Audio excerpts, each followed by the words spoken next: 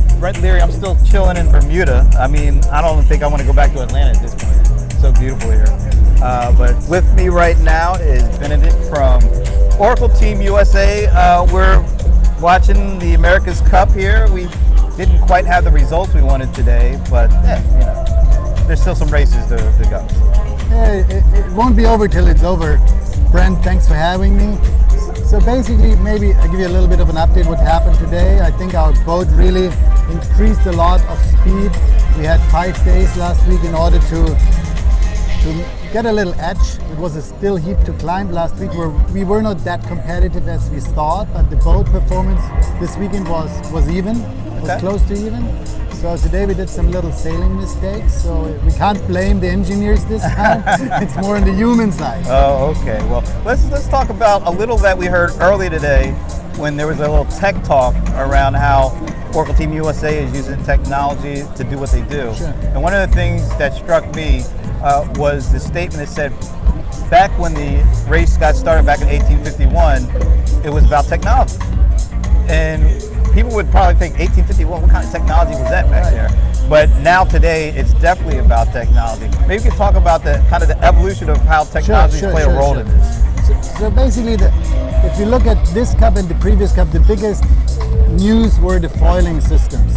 In the past, the boats were sitting in the waters, so you always had a lot of drag, and the drag stopped you accelerating. So in these two cups now we have foiling catamarans. They lift out of the water similar to an airplane, and they can go 3 times to 4 times the wind speed, which is a different story basically. The hulls do not touch the water anymore, and therefore they just go faster and faster. Talk a little bit about how you're able to take all this data that you have access to now and how that plays a role in strategy. This morning we talked about being at the end of the day, taking this video, taking all the data that's coming from sensors, and turning that into strategy. Talk a little bit about that. So just to give you a rough overview, we have around 300 to 350 sensors on board, and they take measurements every 5 seconds. And these data is being streamed right away to a boat which follows the race boat all the time, and then they store it back on Oracle databases. We have a huge container over there with the service set up, and it's air conditioned since it's pretty hot here. But it plays a huge role for the engineers because now they always can flip back, and we always combine the moving picture like the video pics plus the data, so you can combine how the boat is performing.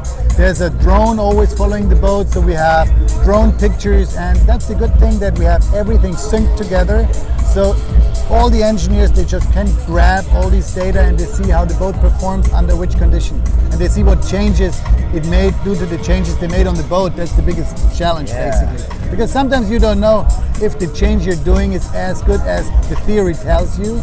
So they go back and forth and back and forth, and over the last week they went out 3 times per day. They took the boat off the water, took all the data, they analyzed it, they made some changes, took the boat back in the water, so they had hectic times. Is that going to be what happens tonight as well?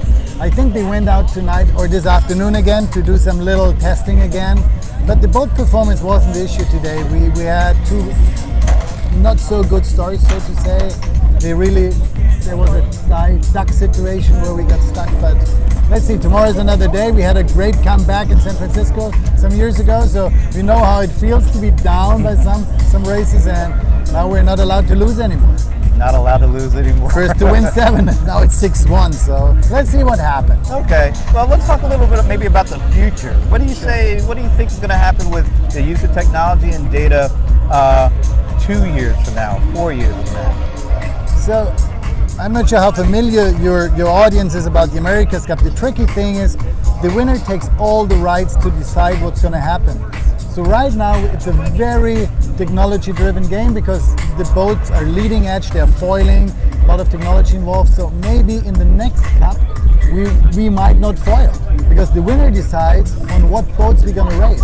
So that's going to be a tricky thing. For sure there's also technology involved in order to make the boat as fast as possible to the given rules they decide.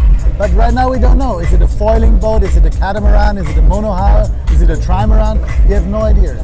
So if Oracle will win, there's already a kind of set scenario which 4 teams agreed on how to proceed. So they already had a schedule and they decided on boat designs.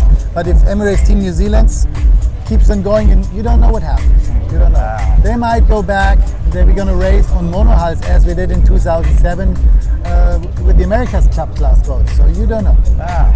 Where can people learn more about the America's Cup and the Oracle Team USA? Sorry, I didn't get that. Where can people go to learn more? Of course, go to the website. There's Oracle Team USA for sure. You can go to the americascup.com website.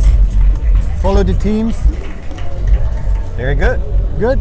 Thanks. You're happy with it? Absolutely. Thank you. Nice for having me. Bye bye. Thank you for coming, man.